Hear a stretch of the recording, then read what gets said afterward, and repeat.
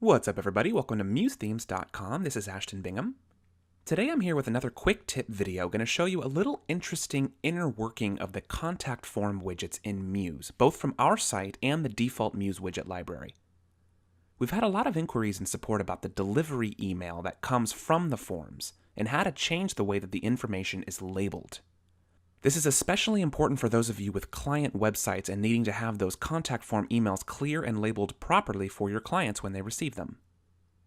What I have here in Muse is just a simple contact form widget downloaded from our website, but it uses the same root Muse contact form widget, so all this remains the same for either. We have here a few standard fields already preset, but I'm going to add a few custom fields to this form and show you what happens when you do. Let me first move the submit button and message text boxes off to the side for now. And now let me open the settings panel for the whole form. And I'm going to go down here to add 2 single lines of text by clicking this plus sign here.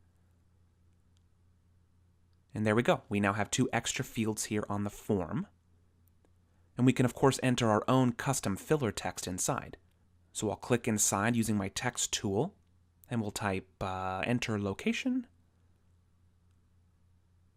and enter miscellaneous. So now let's fill out this form in the browser and we'll see what happens on our delivery email. Now I can't use a browser preview for contact form functionality, so I've already set up a free Business Catalyst publish link. So let me just upload those changes really quick.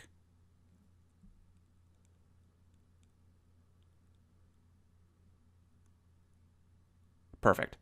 Now let's pretend to be a user and we'll fill out this form really quick.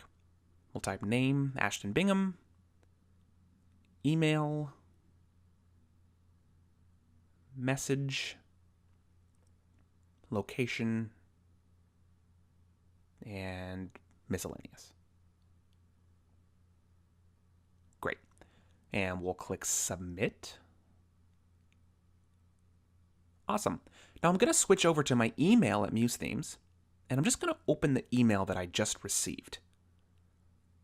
So we have our name, email, and message fields appearing nicely with the proper labeling. But these 2 extra fields we added here are labeled as custom. Now this obviously doesn't match what we just entered into the field itself in Muse, so why isn't this labeled properly? Well, that's because there's another step that we missed. Let's jump right back into Muse. And for comparison reference, let me drag out a basic contact form widget from the default Muse widget library. Great. Now notice here how above each form field, there is a text box labeling what that field actually is. Now these are of course optional, and you can toggle these on or off by selecting not the whole form, but by selecting a specific form field, opening the settings panel, which in this case is a smaller one, and toggling on or off the checkbox next to Label. And similarly, if I open the settings panel for the whole contact form, and I add some single line text boxes like I did before, notice how they come up labeled as Custom. Well, that's essentially what's happening here on our first contact form. We need to change the label names, even if they're toggled off. So I'm going to select the first field that I added on the first form, which was enter location.